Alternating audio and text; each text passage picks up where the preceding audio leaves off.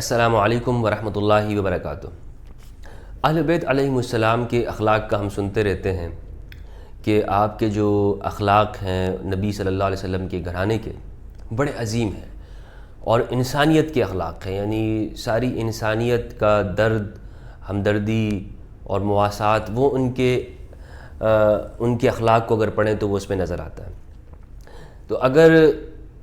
ہم یہ دیکھیں، تلاش کریں تو ہمیں ایسی بہت ساری مثالیں نظر آئیں گی اہل بیت کی زندگی کے اندر کہ جو ہمارے لیے ایک رہنما ہے، ہمارے کردار اور اخلاق اور زندگی کے اندر ہمارے لیے اسوہ کی حیثیت رکھتے ہیں کہ آپ صلی اللہ علیہ وآلہ وسلم اسوہ اور نمونہ ہیں۔ تو آپ کی جو اولاد ہے وہ انہوں نے اس نمونے کے اوپر عمل کر کے دکھایا۔ ایک واقعہ میں آپ کے ساتھ شیئر کرتا ہوں، بڑا ہی دلچسپ واقعہ ہے، تاریخ کی کتابوں کے اندر لکھا ہوا ہے کہ تاریخ میں اس طرح کی مثال نہیں ملے گی آپ کو عفو و درگزر کی، وسعت کی، رحمت کی۔ جب واقعہ کربلا ہو جاتا ہے کہ جس کے اندر آپ صلی اللہ علیہ وآلہ وسلم کے پورے گھرانے کو مظلومیت کے ساتھ اور بے دردی کے ساتھ یزید اور اس کا لشکر انہیں شہید کر دیتا ہے، تو ان میں صرف اور صرف حضرت علی ابن الحسین ابن علی یعنی زین العابدین علیہ السلام اس میں بچ جاتے ہیں۔ اور اس وقت آپ کی عمر 13 یا 14 سال کی ہوتی ہے، اور جب آپ مدینہ تشریف لاتے ہیں تو 2 سال بعد ایک بڑا ہی انقلاب ہوتا ہے مدینہ کے اندر، اور مدینہ کے لوگ بہت غم و غصے کے اندر ہوتے ہیں کہ کس طرح سے نبی کے گھرانے کو مظلومیت کے ساتھ یزید اور اس کے لشکر نے کربلا کے اندر پیاسا، تڑپایا اور انہیں شہید کیا۔ تو جو بھی انہیں یزید کا حمایتی نظر آتا تھا یا ان کے گورنر تھے، ان سب کے اوپر وہ ٹوٹ پڑتے ہیں، اور جہاں پر بھی وہ انہیں ملتا ہے اسے جو ہے وہ ختم کر دیتے ہیں۔ مروان اس وقت مدینہ کے اندر تھا، اور مروان بھی آپ کو پتہ ہے کہ یہ خاندان یزید کے سارے جرائم کے اندر یہ شریک رہا ہے۔ تو مروان اس وقت مدینہ میں جب تھا، اس نے دیکھا تو میری جان بچ نہیں سکتی ہے، تو وہ اپنا سارا مال سمیٹ کر اپنے بچوں کو، اور وہ اب وہ پریشانی کے اندر ہو گیا کہ ان کا میں کیا کروں، بیوی ہے اور بچے ہیں، گھر ہے، پورا خاندان ہے، مجھے تو یہ لوگ کہیں کا نہیں چھوڑیں گے۔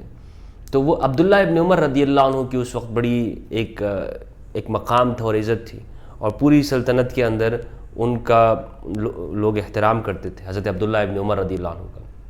تو وہ حضرت عبداللہ ابن عمر کے پاس آتا ہے اور کہتا ہے کہ آپ مجھے بچا سکتے ہیں اس وقت میں، پورا مدینہ جو ہے وہ غصے کے اندر ہے اور وہ مجھے کہیں کا نہیں چھوڑے گا اور مجھے قتل کر دے گا، لہٰذا آپ مجھے بچائیں۔ عبداللہ ابن عمر کہتے ہیں کہ میں یہ کام نہیں کر سکتا، میں تمہیں پناہ نہیں دوں گا، نہ تمہارے مال کو میں بچا سکتا ہوں، نہ تمہارے گھر والوں کو، نہ تمہارے بچوں کو گارنٹی لیتا ہوں، نہ تمہاری ضمانت لیتا ہوں، جو تم نے کیا ہے اب اس کا بھگتو۔ تو وہ مروان وہاں سے مایوس ہو کر مایوس ہو جاتا ہے۔ تو پھر اسے جب کوئی جگہ نہیں ملتی، کوئی بھی اسے پناہ دینے کو تیار نہیں ہوتا، تو پھر حیرت کی بات یہ ہے کہ وہ کہاں پر آتا ہے؟ وہ اہل بیت علیہ السلام کے دروازے پہ آتا ہے، وہ امام زین العابدین علیہ السلام کے در پہ حاضر ہوتا ہے۔ اور امام زین العابدین جن کی آنکھوں کے سامنے یہ سب کچھ ہوا کہ دشمنوں نے، مروان کے خاندان نے اور ان کے حمایتی پارٹی نے کیا کیا ان کے گھرانے کے ساتھ۔ اور امام زین العابدین کے بارے میں آتا ہے، امام ابو زہرہ نے لکھا ہے اپنی کتاب الامام جعفر صادق کے اندر اور الامام زید دونوں کے اندر لکھا ہے کہ امام زین العابدین کے سامنے جب بھی کوئی کھانا رکھا جاتا یا پانی رکھا جاتا تو آپ اسے دیکھ کر رو پڑتے تھے، آپ کے آنسو نکل آتے تھے، اور آپ اپنے شدت غم کے اوپر جو ہے وہ کنٹرول نہیں کر سکتے تھے۔ تو امام زین العابدین کی حالت یہ اس لیے تھی کہ ان کی آنکھوں کے سامنے یہ سب کچھ واقع ہوا تھا، یعنی انہوں نے سنایا نہیں تھا بلکہ آنکھ اس کے عینی شاہد ہیں اس واقعے کے۔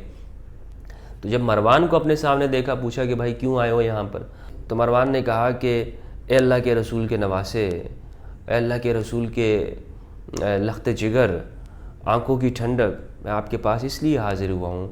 کہ مدینہ کے اندر ایک انقلاب آ چکا ہے اور سب میری جان کے در پہ ہیں، مجھے کہیں پہ امان نہیں ملنے والی۔ عبداللہ ابن عمر جیسے صحابی نے بھی انکار کر دیا ہے، کوئی مجھے پناہ نہیں دینے والا ہے،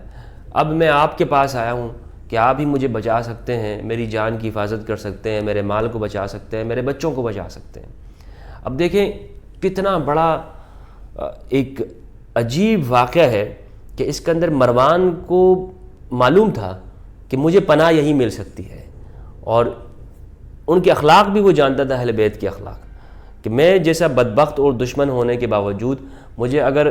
کہیں پہ پناہ مل سکتی ہے تو اس گھرانے میں مل سکتی ہے۔ تو مروان ان کے پاس آیا، اور پھر امام زین العابدین علیہ السلام کے آپ وسعت ظرفی دیکھیں کہ امام نے کہا کہ اچھا، سارا واقعہ سامنے تھا، پھر بھی کہا کہ ٹھیک ہے میں تمہیں پناہ دیتا ہوں۔ اپنے دشمن کو بچا لیا اور اس کے پورے گھر کو بچا لیا۔ تو امام زین العابدین علیہ السلام یہ اہل بیت کا وہ ایک خوبصورت چراغ ہیں کہ جنہوں نے اپنے عمل سے آپ صلی اللہ علیہ وآلہ وسلم کے اس عفو اور کرم کا نمونہ پیش کیا کہ آپ صلی اللہ علیہ وسلم نے فتح مکہ پر سب کو کہا کہ انتم طلقاء، تم سب آزاد ہو، تم سب جو ہے وہ تمہاری جان معاف کر دی جاتی ہے، تم نے چاہے کتنے ہی ظلم و ستم کیے ہوں۔ تو امام زین العابدین علیہ السلام یہ اہل بیت کا ایک اخلاق کا ایک عمدہ نمونہ ہے۔ ہمیں ان اہل بیت سے سیکھنا چاہیے، اپنے بچوں کے سامنے، اپنے بڑوں کے سامنے، گھر والوں کے سامنے اہل بیت کا تذکرہ کرنا چاہیے کہ ہمارے دلوں کے اندر ایک نرمی پیدا ہو، اور یہ جو سختی، اور ہمارے خاص طور پر علماء اور مشائخ کے اندر کہ جو ہم غصے اور جذباتی ہو جاتے ہیں، فتوے لگا دیتے ہیں، کافر کافر و زندیق کہتے ہیں، یہ قلب پتھر ہو چکا ہے۔ یہ انہی کے اخلاق اور واقعات سے ہی اور اللہ کا ذکر کرنے سے ہمارے قلوب کے اندر ایک ہلچل اور گرمی پیدا ہوگی، اور ایک تڑپ پیدا ہوگی، اور پوری انسانیت کی محبت جب بیٹھ جائے گی تو ہم پھر سب کو ایک نظر سے دیکھیں گے۔ اللہ تعالی ہم سب کو اہل بیت علیہ السلام کی پہچان دے اور ان کی سیرت طیبہ کے اوپر چلنے کی توفیق عطا فرمائے۔ والسلام علیکم ورحمۃ اللہ وبرکاتہ۔